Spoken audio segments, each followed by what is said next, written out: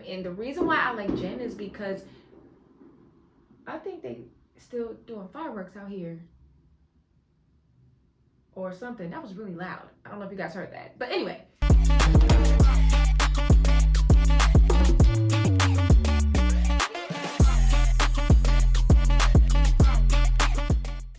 Hey y'all, and welcome to another episode of the Real Housewives News Network. No commentary, just the stories, and I am your host, Taylor J. Be sure to follow me on social media. You'll see that at the bottom of your screen, but also follow my TikTok at Housewives News Network. There you'll find some shorts between 60 seconds to 3 minutes on different Real Housewives headlines that come out throughout the week. You know, everything right now I can't make into a video, so TikTok is a good place to follow me to see what's going on. Also on my Instagram too, so definitely be sure to do that, and don't forget to subscribe, like, leave your comments. I definitely want to hear what your thoughts are as we get into season 17 of the Real Housewives of Orange County. I cannot believe that the Bravo universe, the Real Housewives franchise, has been in existence for almost 20 years. We're 3 years away from the 20-year mark, and I remember watching the Real Housewives of Orange County when they first started. I actually used to watch with my grandmother. My mother, and I, we bond over the Real Housewives. We kiki about it, just as I kiki with you guys. It really is a family tradition, and I'm just so grateful for what it has become. Just pop culture phenomenon, but also just creating opportunities for content creators like myself to just express ourselves and to share and to use our skills and to include a community as well. So I'm very thankful to Bravo and Andy and the production companies and the cast members for all that they have contributed to the Real Housewives universe over these last 17 years in total. And so I haven't had a chance to recap the other episodes yet, so I'm just going to kind of talk about episode 5, but kind of incorporate some happenings that have happened from past episodes that have led up to the moments that we see in episode 5, which is called Campfire Confessions. So let's get started. So as we know, Tamra Judge is back, and she is setting it off. From day one. And one of the main storylines that we're seeing this season is between her and Shannon and them rekindling their friendship. So when we first got into the season, they weren't talking, and they had to sit down. So basically, Tamra says that Shannon ghosted her, and then Shannon was not happy that Tamra was talking badly about her on her podcast with Teddy Mellencamp, formerly of Housewives of Beverly Hills, 2 T's in a Pod. She had called Shannon an alcoholic, and it said a lot of other things that weren't very nice. So that hurt Shannon. She didn't really appreciate it much. So it was about 2.5 years since they had spoken last. And Tamra had been going through some things as well. Her ex-husband, Simon, he has cancer, and she just felt like, Shannon was not there for her. So they had to sit down in the first, I want to say it might be in the first episode, either the first or the second episode. And it didn't seem like there was going to be any sort of resolution. It ended roughly, and then the ladies ended up going on a boat ride for the evening, and things went from 0 to 100 real quick. Tamra had a few drinks. She was still feeling some type of way about Shannon, and she was just going off on her on the boat. But I will say that Shannon handled herself very well in that situation. She kept it cool, eventually got up and walked away. And then Tamra ended up saying that she felt bad for the way that she treated Shannon on the boat, and she had invited Shannon to come to the closing party for Cut Fitness, because after 10 years, Tamra and her husband Eddie, they had decided to close their gym. And so she invited Shannon to the party. They come to the party. Tamra apologizes to her, and they have a nice moment.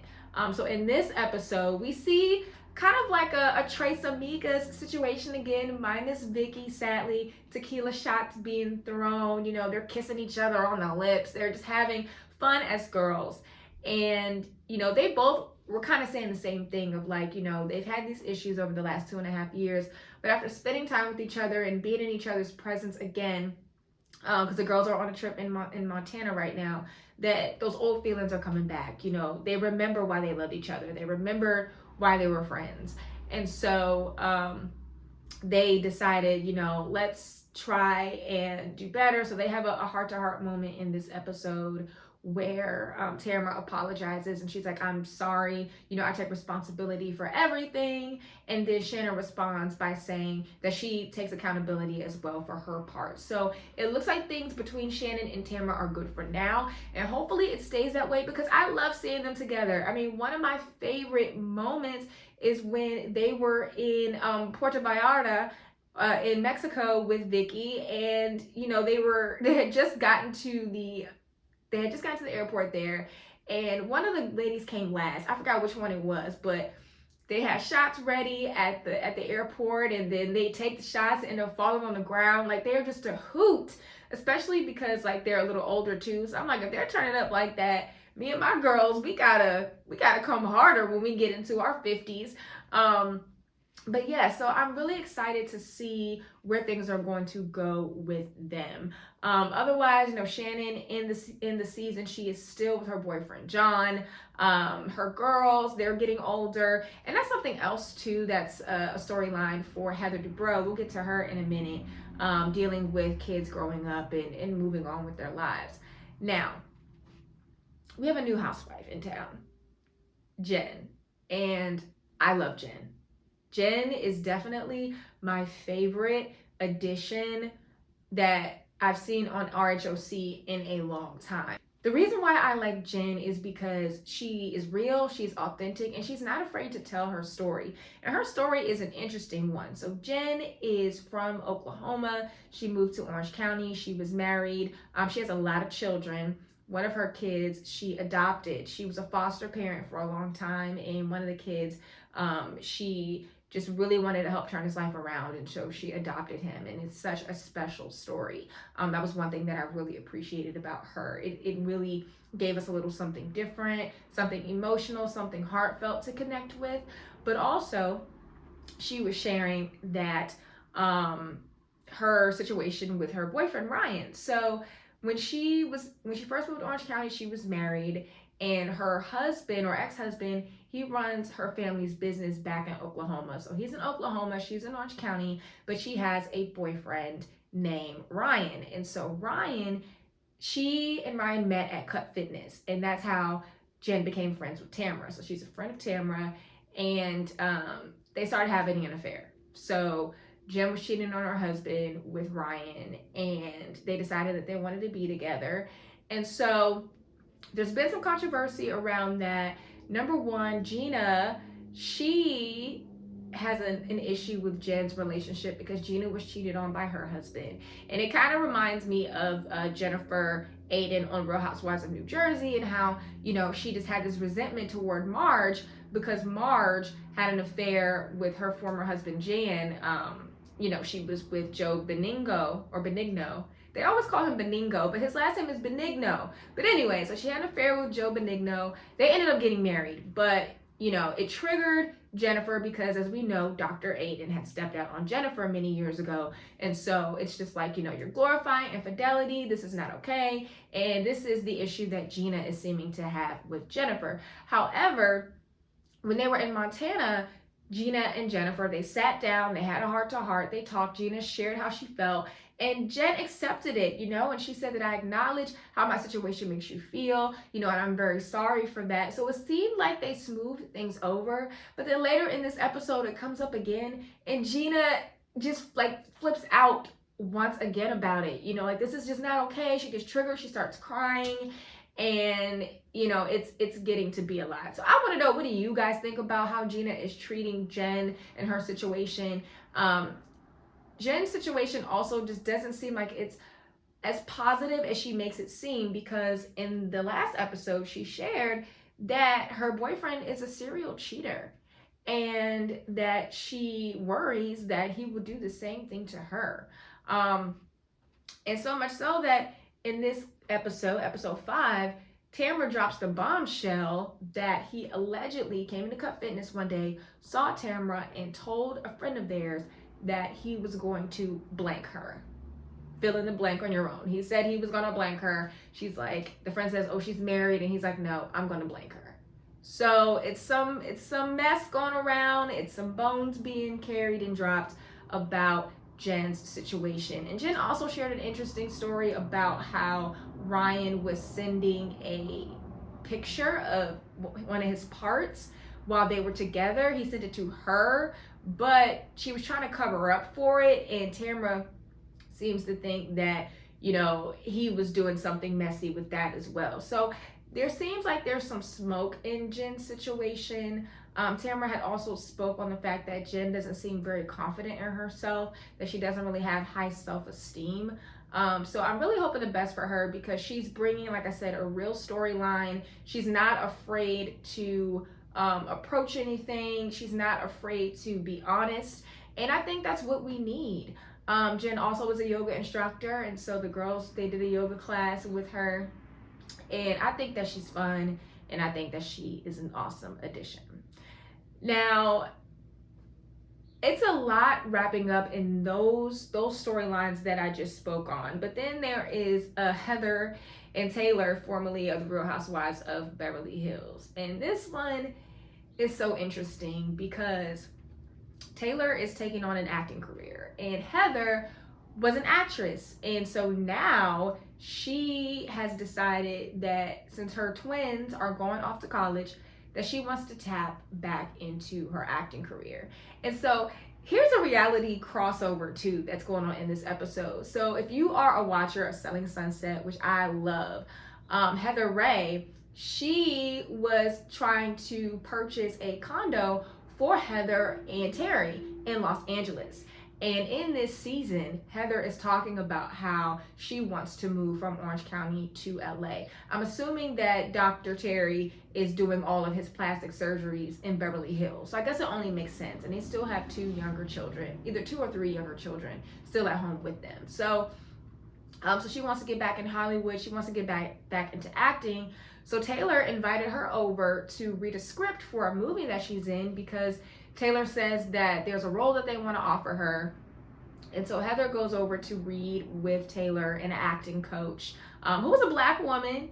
And shout out to her. I don't really recall ever really seeing a Black person on Real Housewives of Orange County before. Correct me if I'm wrong. Well, I mean, Noella, she was biracial, but it was cool to see that. And anyway, so they're working with her. And so then at the end of the session, Heather decides that she doesn't want to take the script home. She's like, oh, this is so nice. You're so cute, blah, blah, blah. And Taylor felt slighted by that, you know. But Heather's deal was that, hey, if this is a legitimate movie role, you shouldn't be the one offering me this role. I need to be hearing from a producer. I need to be hearing from a director. I need to be hearing from someone involved with the project. Like, there is a process.